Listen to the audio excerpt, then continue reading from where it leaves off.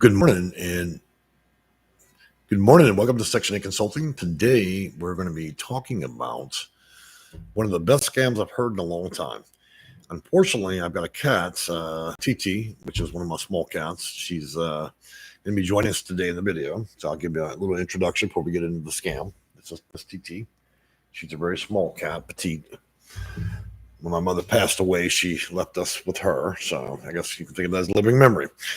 All right, so as y'all can see in the background, we've been doing a little bit of reorganization here from the office area, and we don't have much to display in the background. So this, in my opinion, in my career, 26 years and doing Section 8, consulting.com, and doing the work we do with clients, this has to be one of the most notable scams I have seen in my entire career. And this scam rolled out of San Francisco, California. Apparently, a city worker and her girlfriend were able to claim 17 children. Okay. Now, these children don't exist at all. And they managed to get roughly $30,000 a month with a total sum of $500,000 for being caught. So let me give you a little bit of advice. If you're going to scam the system, if you're going to date somebody in the building and you are presiding over you're a city worker and you're able to influence the ability to get these payments and put the fraud through, instead of dating the woman that is a temp that would help push this through, you should have dated the auditor, okay? Because everything has oversight and will be eventually caught. So next time you decide you're going to defraud and claim 50 fake children, please do date the auditor, not the person approving the application, all right? So here we are. It's another fantastic example of a city worker, an insider, instead of helping with applications and approving people that necessarily need it in a very difficult state, in a very difficult city, we have them not only with the benefit of a city job, but we see further that we're going to create 17 children. Now, nobody under any normal pretense should have ever believed that anybody has 17 children. And much to our imagination, many of you that have lived through life and remember the 80s, there were a lot of prejudicial behavior where people exacted those concepts on people that may be Black or African American, saying all these people have children, when in fact we look at the system and here's a primary example of a white woman and an Hispanic woman dating and utilizing the inside knowledge of the system to defraud the state of California and HUD itself of roughly $500,000. These two have already pled guilty. They have been arrested, in my opinion, to steal from the most vulnerable people in a city that's already tied up with a massive homeless population, to steal from them when you sit there and you line your pocket with gold bars working for the city, and to utilize that system is one of the most depraved actions out there outside of some of the videos I've made in regards to housing authorities. Now, thank God, my cat decided she was going to move on a bit. So, we've had stories about housing authorities and their workers stealing all the money and becoming insolvent, literally stole every penny and then caused the housing authority to go bankrupt with no money. This goes up there. And in my opinion, this is the largest single action of any one family. Now, how we allowed a city worker from San Francisco to participate in the Section 8 program is beyond my imagination. It tells me that not only these two must have been involved, but there must be inclusion. This must be a circumstance where they use connections. Nobody for the city of San Francisco should have ever been fucking granted a voucher, okay? You got a job, you got a life, and the fact that they were able, there has to be collusion. There's no way you're going to sit there and approve 17 kids. But some way these two sat around and thought of a way to go and defraud the system and successfully did so, and they did so since 2023. Thankfully, it's been going very long. We'll probably never see this money again. And so they will be awarding these two ladies with what I most quaintly call a Section 9 voucher. A Section 9 voucher is 3 hots and a cot in a federal prison. They're going to pay all your rent, so you'll be rent-free. So these two ladies are going to achieve the goal they want. They're going to get free rent, 3 hots and a cot, and I hope they put them on a host squad.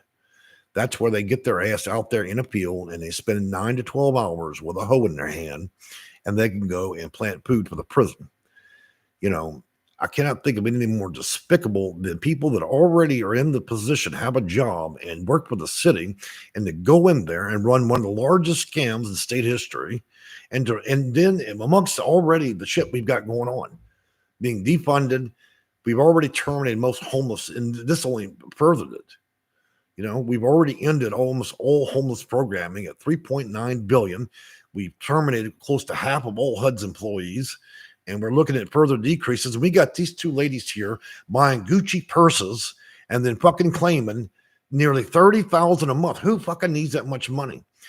The people that allow that kind of money to flow into their accounts, nobody on Section 8 should ever be receiving $30,000 a month. I don't even know how the fuck that got approved. The accountant needs to be arrested, the supervisor. In fact, for this whole thing to go on, they should already have stormed the building and arrested half the people.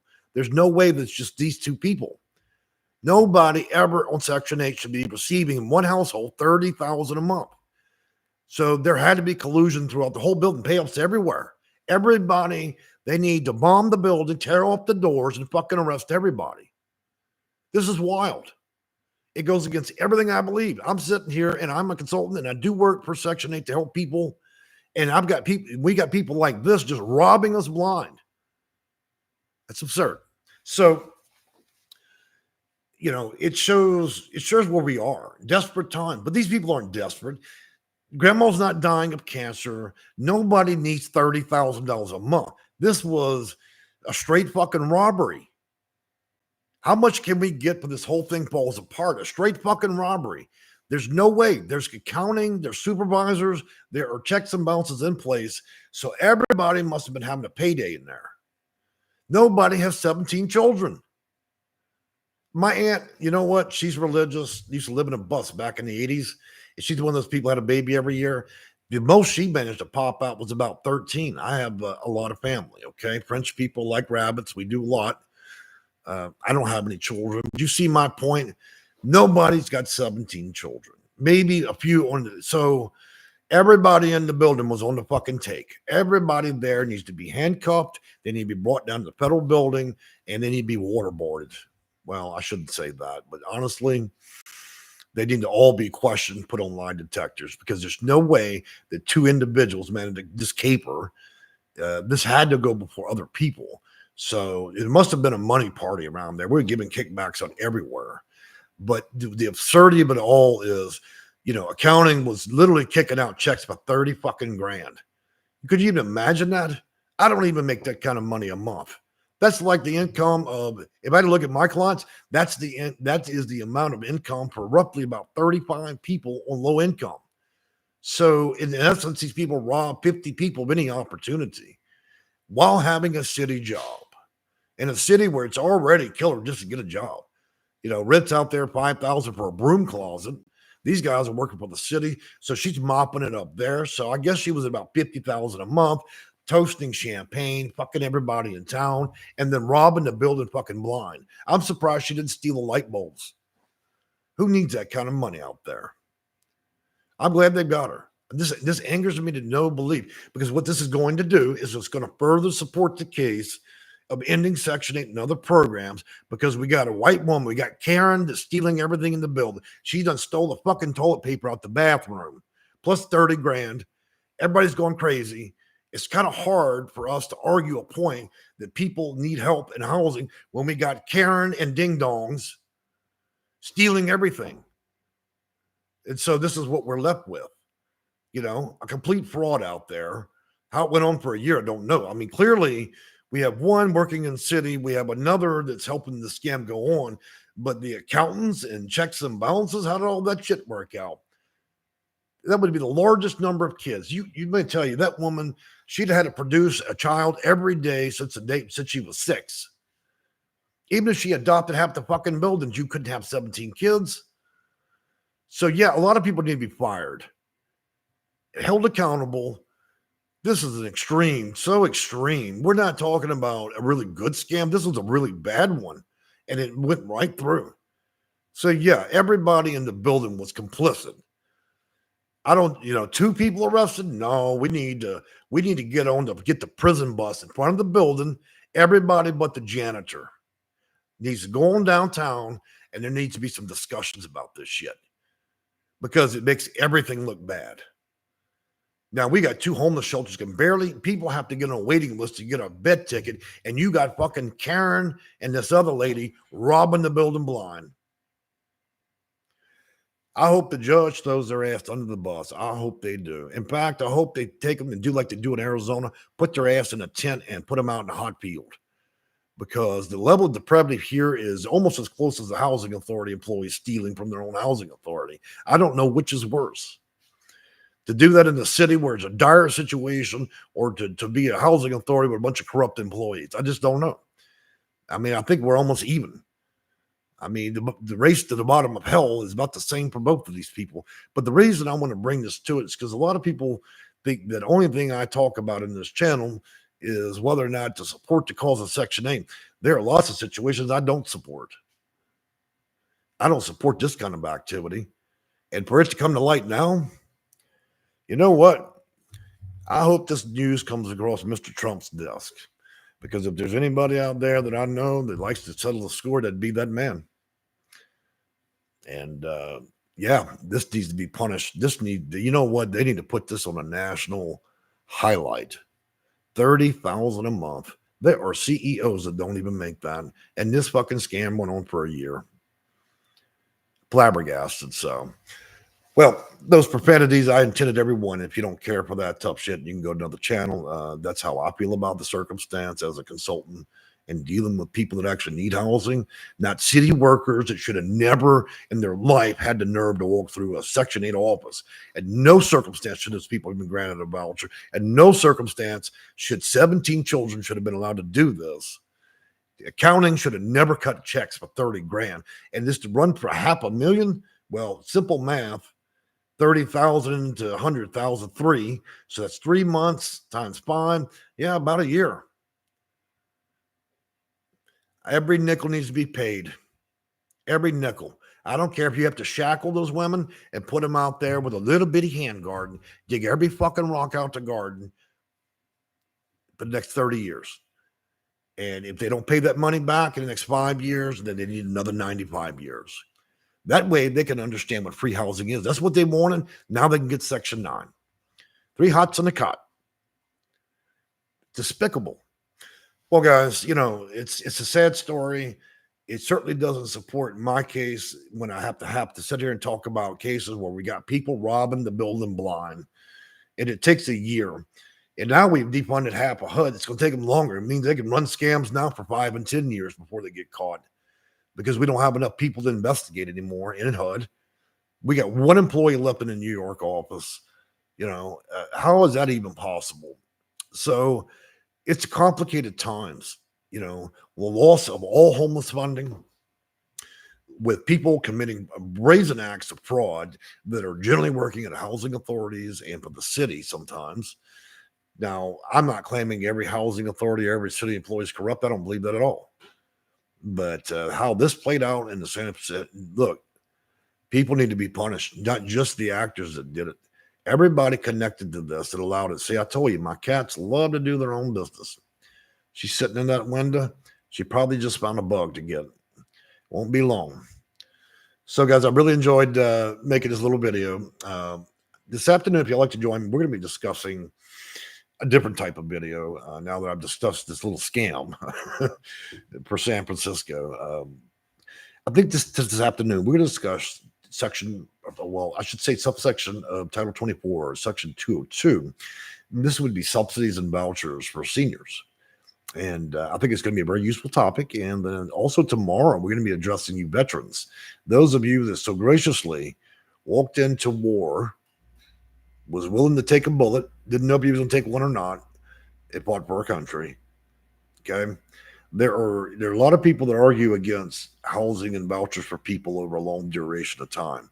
When a children's born with no arms and legs and grows up, it doesn't have the option to go and do that. When people born with cancer, there are lots of circumstances in which people can utilize housing over a very long duration of time.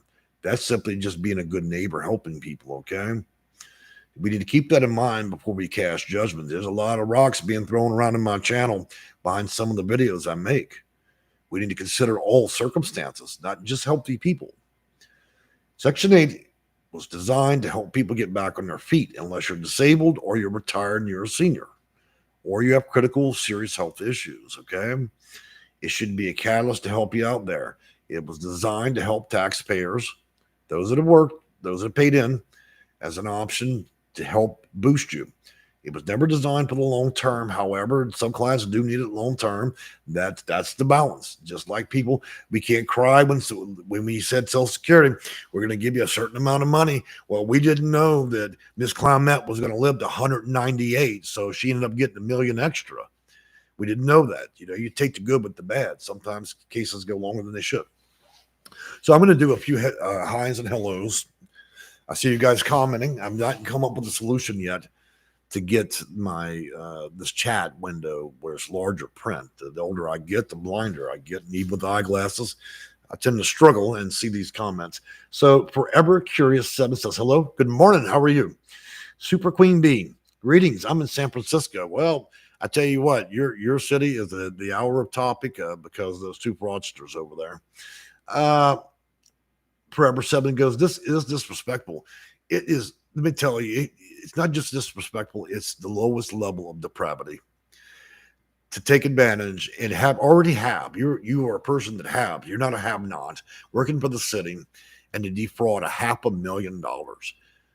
Didn't even run a small scam. Okay, how about we just scam just enough for a new car and to pay rent? No, these women decided it was going to be, let's go for broke. Let's steal everything. Let's claim 95 children that don't even exist. There's nothing about the fraud that actually, there was nothing was real about their case. You should never, ever, ever work for city or state and be on a fucking voucher. The people that hired those people and allowed them to keep their job need to be fired. There need to be checks and balances. Well, we've got people that are working at the White House sitting on a fucking Section 8 voucher. That's a problem for me. When we've got people that are federal agents using the Section 8 voucher, that's a problem. When we have people working with the city of San Francisco that are the very ministers and working with these programs and vouchers, and they're signing themselves over to themselves, and they're claiming 17 imaginary people, everybody in the building connected to those two women need to be fired that was complicit in this activity or so lazy that you didn't even bother to put checks and balances in. And I want a key metric here, the accountant and the supervisor. Somebody's signing these $30,000 checks. Neither one of these women were accountants. Now, that had to be the largest payment in San Francisco history for people utilizing a Section 8 program and other subsidies, and they approved it. I have a feeling that her girlfriend was in the approval department. God knows if they going on 10 years, they might have had over 200 children, 15 different vouchers. They might have actually turned this into a business. How many vouchers can we get to rent houses and just completely create a whole, they should be indicted as the mob. Because this kind of criminal activity and the amount of money they were receiving, they should RICO those guys. We're not talking about small amounts, $30,000 a month. That's just wild. I'd love to know what they were doing with that, because they sure as the fuck weren't watching Netflix. They were not at the dollar store. So everything they own, both of them, needs to be liquidated. Car, asset, jewelry. There should be nothing left but a single roll of toilet paper in their cell. Not one dime. I mean, liquidated all. 401k1 gone. There should be a giveaway. I mean, everything. Even their family photos. Give them away. Sell it. There should be nothing that proves their existence after this to steal from the most vulnerable people. And when they get out, they need to go work for 10 cents an hour at the dollar store if they ever get out. It's just crazy. They can't be trusted. I don't understand why somebody already is a haver. Working for the city, I'm not living on the streets. I'm not homeless. I'm not desperate. I've got food and money. And then go and really start doing some serious stealing. All right, going on to say a few more comments here. Oscar Clara, hey, I hope they enjoy the new home. I hope they enjoy it too. I hope they give them the worst job in the prison. Lovers of animals. So many bad Section 8 workers on top of the bottom. Boy, let me tell you, last year I went on a rampage of making videos. And every time I see a housing authority or somebody committed a fraud like this, I'm going to put it right out here because I want to make sure that my channel hosts that video. That way, even when they're 200 years old, that whenever an employer looks them up, they'll be able to reference my video that I've made. That way, they'll know what kind of con artists they're letting in the building. All right, so let's see. Forever 7 says employee in New York office. Oh my God, yeah, one.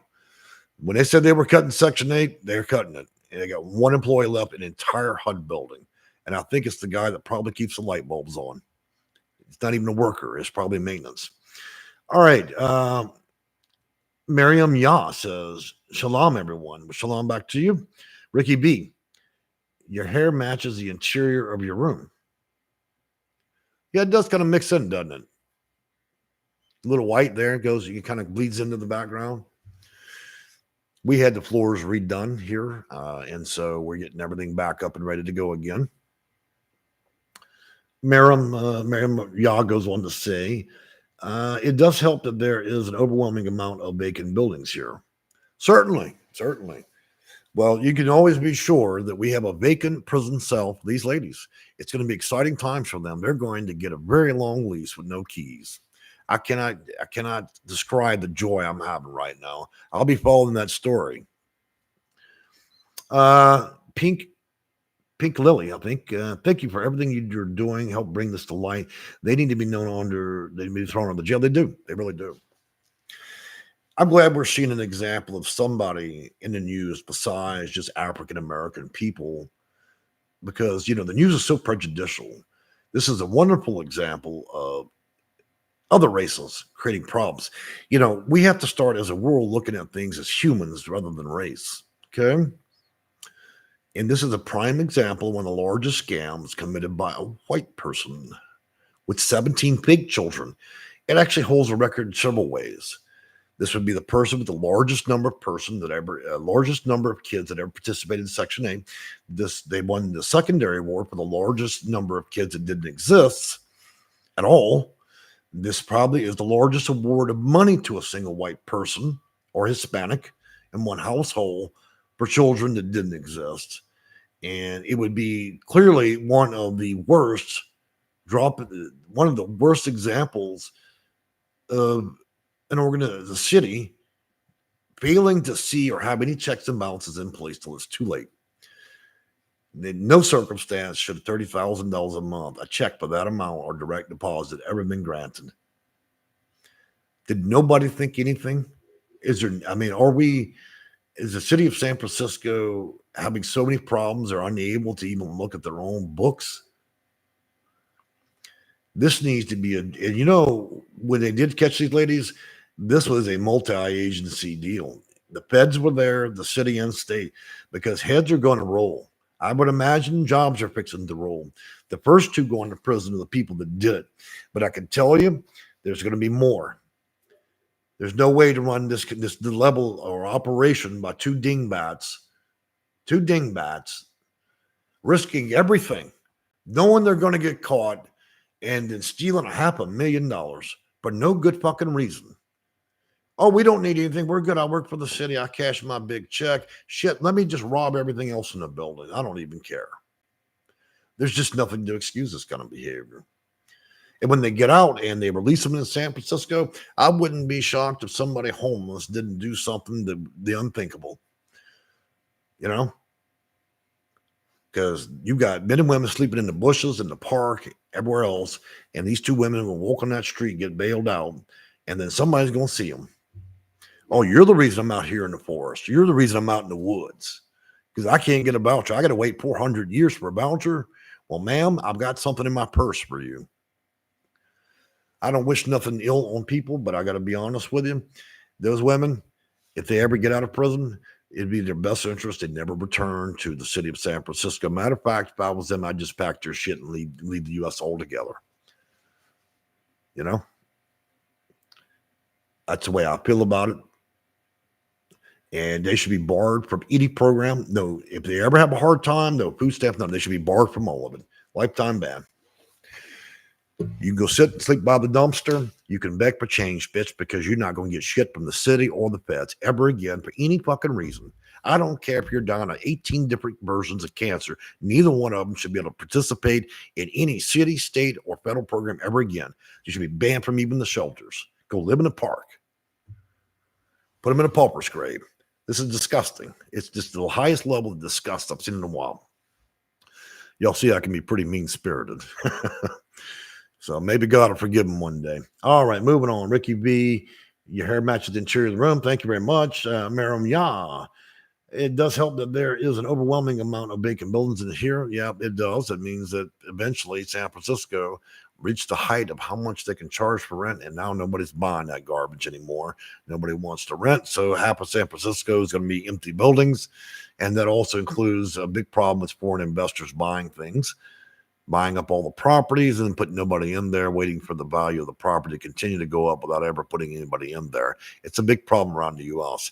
We're letting too many people from other countries buy all the properties around the U.S., and they leave them vacant to simply gain. It's easier for them to leave the property empty and just wait for the price of the home to go up and resell it than it is to rent and risk damage. You see the problem, Dad? We need to put some checks, balances, and limits on this stuff of letting all these people from all these nations buy up everything in these big cities because it's artificially creating high rents. All right, Pink Lily says, thank you for everything you're doing. Help bring this to light. They need to be thrown under the jail. Yeah, correct. Dana Felder says, great commentary as always. Well, you must be thinking my commentary and my profanities. I tend to have a problem. I'll have to pray about that later.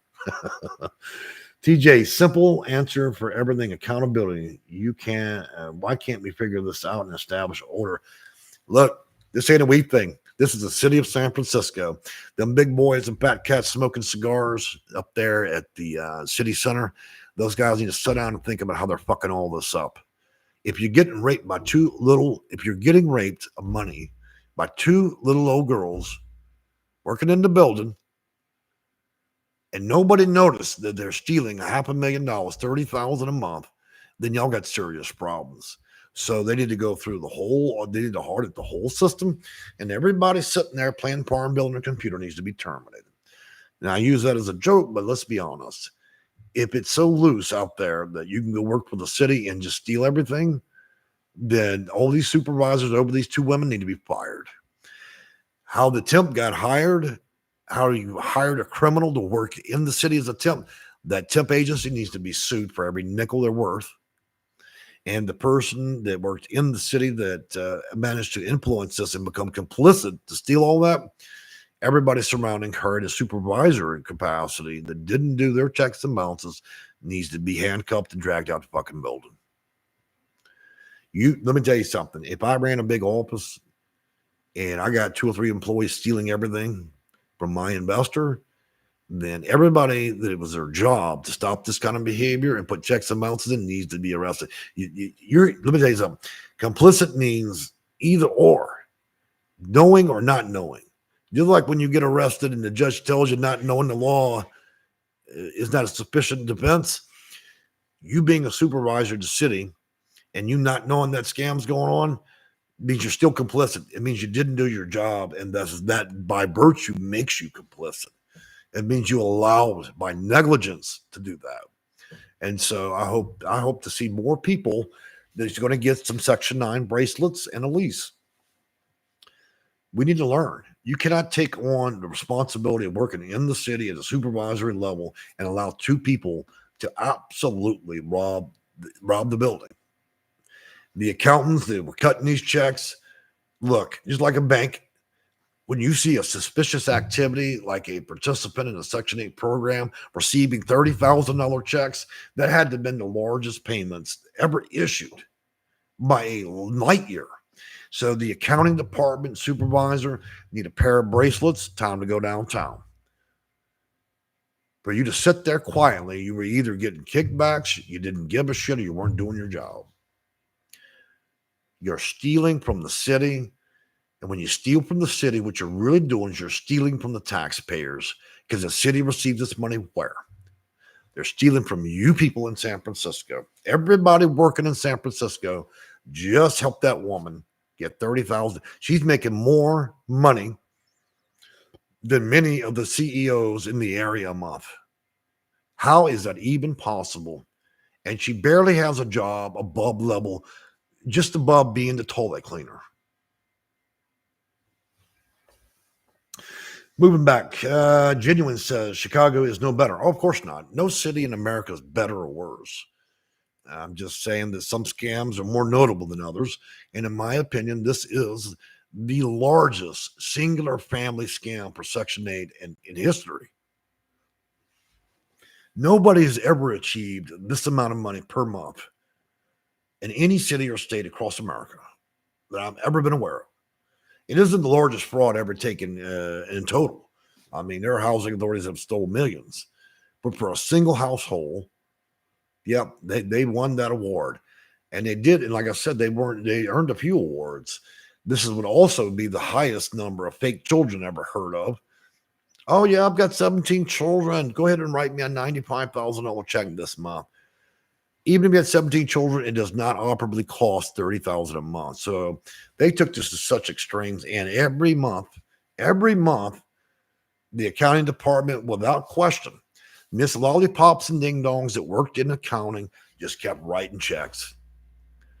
Everybody in accounting needs to be fucking terminated. Seriously. The IRS needs to go down and check with the city, because if that's going on, then probably this is not the only thieves in the building.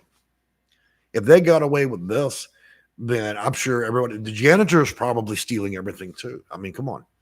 If these two dingbats can do this, then what else is going on in the city?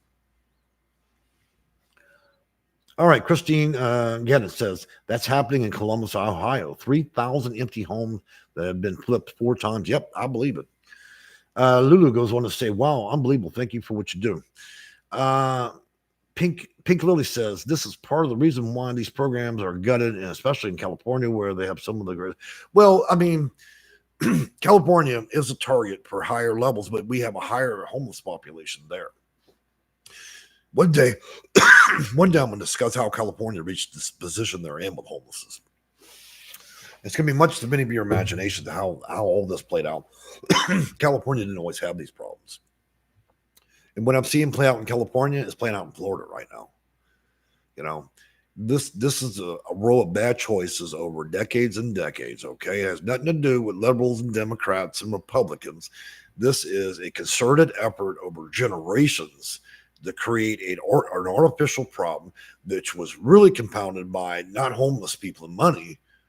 It was actually compounded by greedy people that had money, that created a housing crunch that literally put people on the street. Was further exacerbated. But again, I'm gonna make a video about that, because what started all the shit in California wasn't poor people and being homeless. It was actually people had a lot of money, created most of the homelessness out there. And right now, as a nation, we're watching homelessness double this year. Double.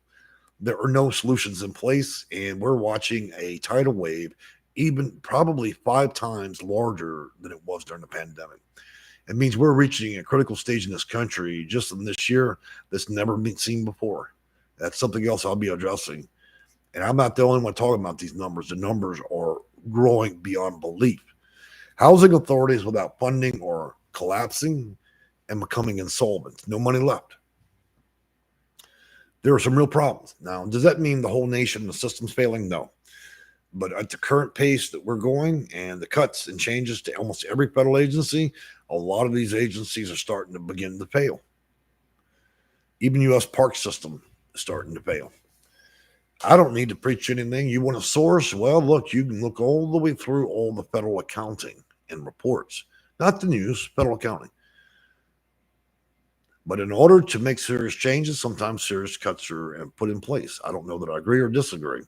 I'm not much of a politician, and I don't vote for anybody. I don't support any of it. I support my life. I worry about my business in my yard, in my home, in my office.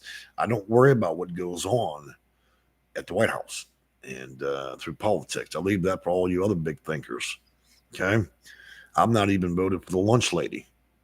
It's just not my problem. Well, I got enough shit going on with my 7 cats and my own life, and funerals and everything else to worry about whether or not people have rights or don't. I worry about my clients and the seniors and elderly disabled children. That's my focus, is just dealing with that. What the country decides to vote on and do in terms of wars and all this other junk, well, that's them. 30 years, I probably won't be here. And then what? It doesn't matter. God's not going to ask. If there's a God out there up in that sky, when you get to the pearly gates, he's not going to ask you if you're a Democrat or a Republican. He's not going to ask you what your fucking voting card is. He's not going to care about that. And you go up there, if this all that's real, you go up there, he's not going to care who you voted for. You guys need to get real. We need to be worried about each other as humans. The human consensus. Have we done our best as a human? Have we treated our neighbor as well enough and good enough? Have we been the best example of a human? Do we care about animals and children and the elderly? The things that really matter, not voting tickets, not whether it's California or Florida's fault or whether it's a politician or not. Look, we got lots of governors that have been in prison. Hell, my state it probably makes history for the most number of governors ever to go to everywhere from mental health facilities like Huey P. Long and governors going to prisons. Every city's got its problem. The greater the funding and the greater the taxpayers pay into the system, the bigger the city, the more people, the more mob-like mentality there is. People are going to try to steal, So beyond that, preaching and all that good stuff, this afternoon we're going to discuss Section 202 and seniors. Tomorrow I want to honor our veterans, and I want to talk a little bit about those programs, because that's what matters. Anytime any of us are willing to go ahead and pack our bag, walk in and take a risk to go to war, knowing you could be shot or killed or maimed, and go through that for no other reason than to serve your country, then you deserve the ability to ask for help when it's needed. Okay? That's what it means to be a veteran. You're walking into something and you don't even know whether you come back if it's actual wartime. Seniors, same circumstance. Seniors are people that are paid in the system. They've been alive longer than most of us, right? They've been here. They worked all their life. And all of us, unless we had this really good job, are going to be on a fixed income at the end. And sometimes being a senior on a fixed income, if you lived in the wrong state, it means you can't even afford the market because the rich have bought all the houses. And because they buy all the houses, that create an artificial bubble that raises rents where no low-income person. So now we see how an ordinary senior on a fixed income would normally survive in the 80s would now be made homeless. But because we are of the opinion politically across the board that once a person's no longer a taxpayer, they're just useless trash. Oh, well, she probably deserved it. Nancy was accounting for 30 years, but she's just a piece of trash now. She's in Section 8. She's just garbage. Yeah, I remember Bob. He fought 2 wars, missing a leg. He was in the military for 30 years, served the country, but he's just trash now.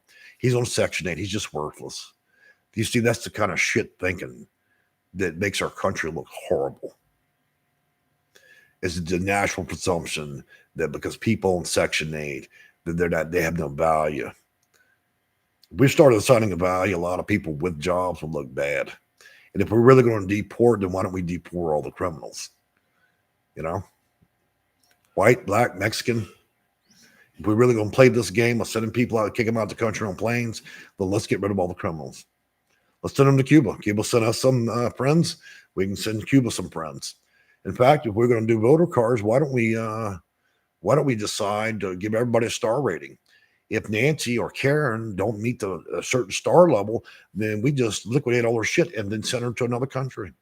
If you no longer prove a value to our country, we just put you out. You turn 62, you're useless. Catch a plane, honey. You're gone. You're disabled. Oh, whoopsie, gotta go. That's those kind of thinking and attitude and extremism that I constantly have to deal with in this channel because people have a fucking lick of sense. It's fine to sit there and talk tall shit and big tales when you're not the one that's in a dire situation. But all people that climb to the top, who go up, will come down. The same people talking shit now about Section 8 be the same fuckers like a snake and a roach crawling around quietly when they need it. I've seen that. They got a big old opinions, and one day they get hit hard, they lost their home to a fire, and now they're squirming around like rats, roaches, and snakes trying to get Section 8, but they don't want nobody to know. Why? Because they were so busy running their lips judging everybody. But now they're the fucking cockroach. God knows that the family found that one out. But they were big talkers on YouTube. They was all over comments in everybody's channel. Oh, they look at all the trash. Now they're the very definition of what they believe. Own it. I can't stand two-sided people like that. I've had a few contact my wife. I hang up on them. I don't have nothing to do with you. You can go die in a park for all I care. I'm not going to help you. Just like I get sympathizers call my office. Sometimes they'll say the most racist things. Some of them are bigots, and they say the most outrageous shit, hoping that I'm going to agree with them. Now, have you learned nothing from my channel? I'm not going to sympathize jack shit with you. I don't have anything to do with you, because when you start acting in that manner, you lost all ability for me to view you as a human. You have no moral or ethical center.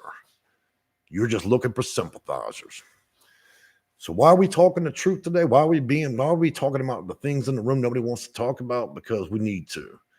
As a human, as a whole human race, we need to start addressing the core of all problems, and that's all this judgment.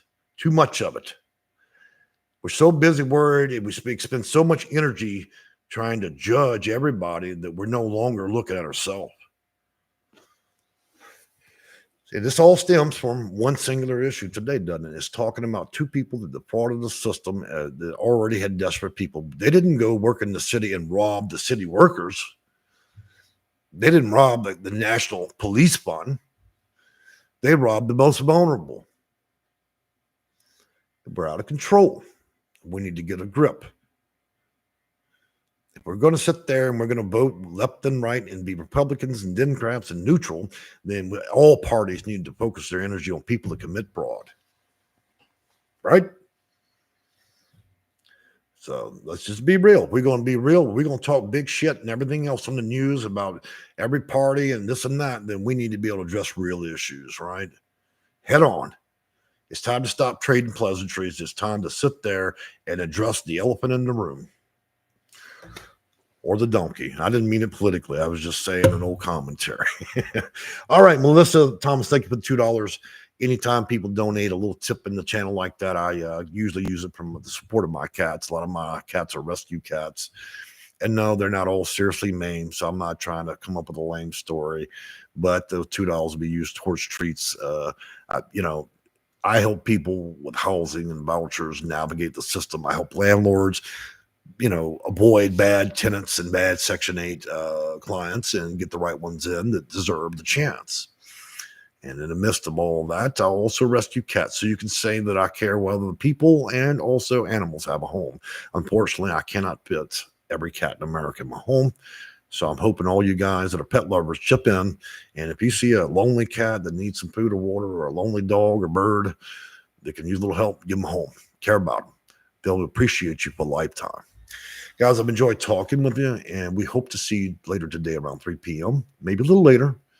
And I want to discuss you seniors. It's time to honor you guys and see how we can help you learn about the system, help navigate, and be treated through the process. At least I will treat you with some dignity and respect compared to what the system will do to you.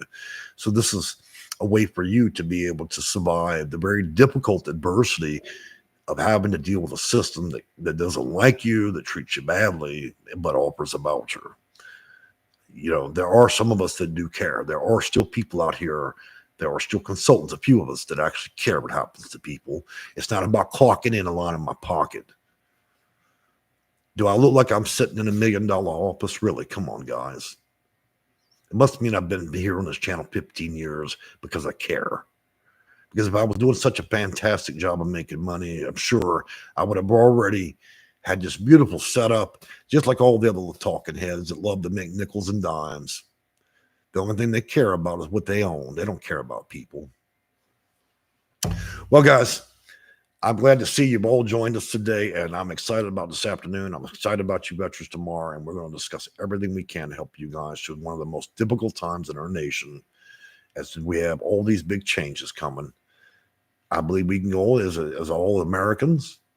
I think we can get through this if we just don't panic and just try to focus on what's really, really important. It's been my pleasure and my honor to speak with you guys today. My name is Jay, and I'm the owner of Section8Consulting.com. If you're struggling out there and you can't find housing or a solution or a voucher, give our office a call. If you're a landlord and you're trying to learn how the system actually works, you're looking for somebody that's an expert in policy, procedure, data manuals, Title 24, federal regulation. You won't find anybody better on the market. I've been out there longer than anybody. I'm probably one of the most well-known consultants in the nation. And I'm probably one of the most humorous and spicy people out there as well. You can all, just like most of us claim we're from New York and different places, I'm from South Baton Rouge. And so that little boy that grew up in the trailer park, I tend to have two sides, the highly professional, and then you get my profanity. I don't think I'll ever lose the nature of where I came from, but that's what makes me so good at my job, because I still remember what it means to be a human. All right, guys, I've enjoyed talking with you. We'll talk to you later. Bye-bye.